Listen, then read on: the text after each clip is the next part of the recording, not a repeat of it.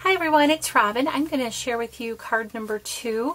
I'm not sure how many there'll be. It's just whenever I have time and just sit down to create. I just thought I would go ahead and, record most of them. This is a card that is super easy to mail, and it would be a great one for mass producing. You would do some embossing, so it gives it that elegant look, and yet it doesn't take a lot of time to create. So basically what we're doing is using Reinkers and a water pen with the gold embossing, and then you just kind of touch that in there and let it go, and it just makes itself look pretty. So let's go ahead and get started. What I have is a piece of white cardstock and red. I was going to make some more, but let's go ahead and use these. Get my trimmer in here. I didn't do any of the prep work. So what I'm going to do is take my red color and cut that in a landscape position at 5.5, and that's going to create our card base. And then take the white, and I'm going to create 2 mats per card, outside and inside, at 4 inches by 5 1/4 inches. Get this one out of the way. 5 1/4. Okay, and then 5 1/4. There'll be just a tiny little bit of 1/2 inch scrap of waste, but that's it. Okay. And then you can fold this card base in half, and I'm going to go ahead and use my scoring tool just because it's quicker. I'm going to score that at 4 1/4 inches, and that will create an A2 size card. Fold this in half. Make sure it's even. Sometimes it doesn't make it even. I don't know why. I think maybe because I didn't cut it straight or something. Some paper trimmers are off. Sometimes I'm in a rush. Okay, so I don't need this just yet, so I'm going to go ahead and set that aside along with the inside panel. And first thing I'm going to do is create the embossing, and the stamps I'm using are this Christmas greeting and this inside sentiment that says, "May Christmas at your house and gladness abound, and may health and good cheer live there all the year round." And that's a WaltzingMouse stamps, sentiment stamps. And then I'm also using these poinsettias, and these are from IBFS stamps. Okay, so I got that out of the way. I have gold embossing powder. I think I'm going to switch this embossing powder. I'll be right back. I'm going to use this one. I think it melts quicker. Okay, so basically what I'm going to do is take my Versamark, and you guys, most of you know how to do heat embossing, but I'm just going to ink up my stamp. Since this is a bigger stamp, I'm going to take the ink right to the stamp. I'm going to have my leaves down, and I need to put this stamp at an angle, leaving room for my sentiment. Okay, just push that down. Okay, and you're not going to be able to see that yet, obviously. And get my sentiment.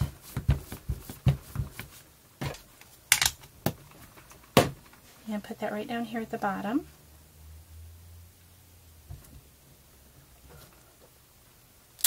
Okay, I could have used an embossing buddy, but I didn't, so we'll see how it works. I'm just going to pour my gold embossing powder on there.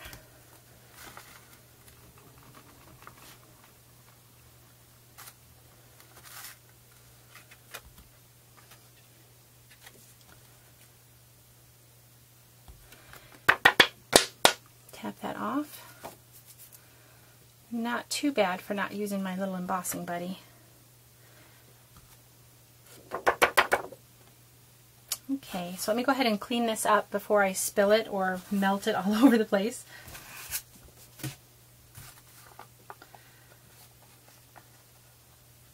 This one just seems to be more fine than the extra fine Ranger one, which I usually prefer, but I was making the sample and it just didn't melt that quick, so. Okay, I'm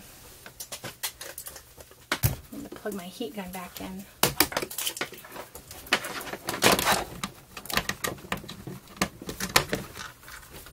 Alright, I'm going to zoom in so you can watch it. melt. That's always so neat. I like it.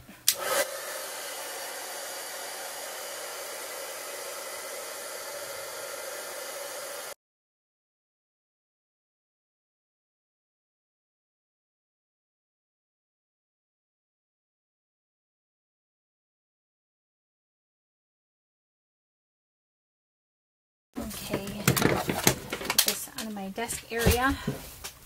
And basically what I'm going to use, and you could also use, depending on your ink pads, wow, that's close. Depending on your ink pads, you can maybe have the kind that squishes, and then you can just use the ink that puddles in there with your water pen. But I have the Reinkers, so I'm going to go ahead and, well, I'll do the red first. And I'm using a little bit of Riding Hood red and Real Red. Just a drop of each, and they go quite a long ways. Have a little napkin handy, and I'm just going to start, like I said, just coloring this in. I don't want to saturate it too much because I don't want it to go outside of the embossed area, but I do want to get right up to the edge. And I'll do a little bit on film here, and then I'll finish the rest off camera so it's not really slow for you guys.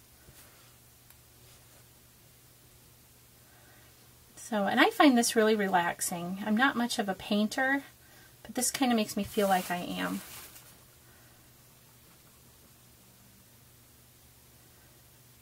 And there'll be, you know, just like with a regular poinsettia, there'll be a variegated color or gradiated color of different reds and even pink. So don't worry about trying to get it all the same color. And I have no idea what the name of this technique is, if it does have a name. I'm just going to call it re-inker painting. I guess it's kind of in the watercolor category. I'm just using re-inkers. So I'm just trying to get along the edges there. The more rounded the ink is, ooh, that has a lot on it. You dab some off.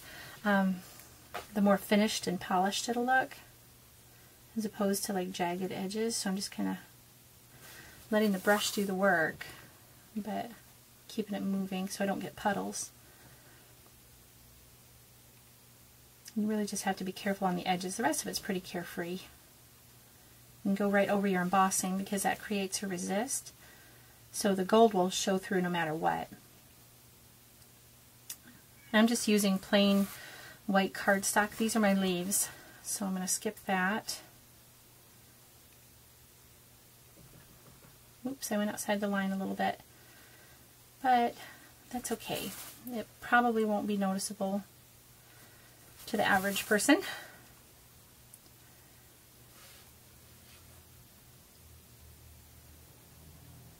Okay. So we usually give most of our Christmas cards out by hand. Well, a lot of them we give out by hand. We do, well, we haven't in the last couple of years mailed a whole lot of them just because we were overseas. But at church, we give a lot out. There's like a table down in the foyer that has stacks for different people, and so this also works good for that, because you don't want yours to be the one in the stack that causes the whole stack to tumble because it's bulky. So not only is it nice for mailing, it doesn't cost any extra postage, it's also good for just, you know, in-person card exchanging. And it, like I said, it's a fun card to make. It doesn't have a whole lot of layering, just a mat on the front and then another mat on the inside. So I found it's easiest to go ahead and move the paper to get the better angles. Of course, I'm doing this on film, so I don't want to stick my big head right below the camera and you can't see anything. So that's part of the reason too I'm spinning it so much.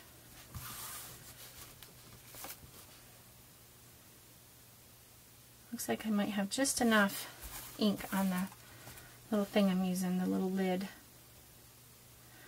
And then if you really like to do shading and want to spend more time, then after the first layer dries, you can go ahead and add another layer on top of it. I wouldn't go too many layers because this isn't watercolor paper. It's not as porous. But if you wait for one layer to dry, generally you won't have trouble adding more, you know, shading on it. So I think that's pretty much it for the red. And then all I'm going to do, I'm going to blot this off, clean off my brush, and then we'll get started on the, ooh, that's a lot in there still, isn't it? Get started on the green. You have no idea what I was just talking about probably, because I didn't realize I was off screen. I was squeezing off trying to clean my brush, and I still had a ton of pink, looked pink in there. Okay, so now I'm just going to put a dot of the olive and then do this little area here. So I probably squeezed out way too much, but that's okay. It's just one drop. Kind of hard to do a half a drop, I suppose. And these things seem to last forever with the Reinkers, which is nice because it lets you do a lot of different techniques and still be able to keep your ink pads maintained. Okay, just about done, and then you'll see how quickly the rest of the card goes. It's super fast.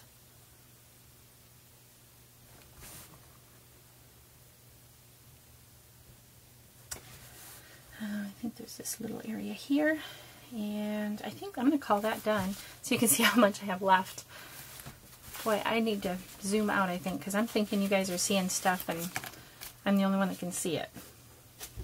I'm just cleaning out my brush right now, and then I'm going to set that aside. So while this dries, I'm going to go ahead and stamp the sentiment for the inside of my card, which is the 4 by 5 1/4 inch panel. So here's my card base again, and then the inside sentiment is on my block, and I'm just going to use olive ink to do that.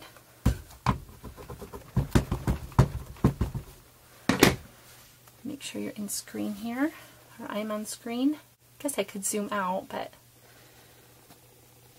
okay, so this is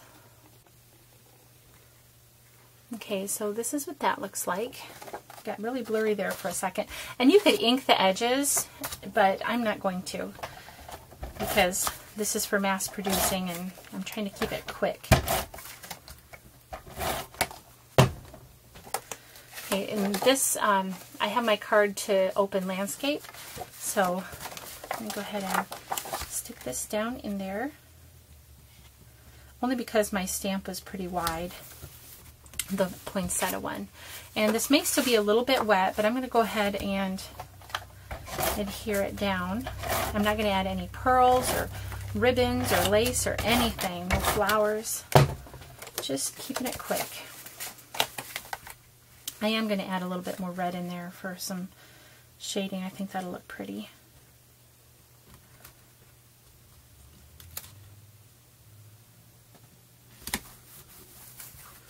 Okay, so that is the finished card. Again, no dimension or very little dimension.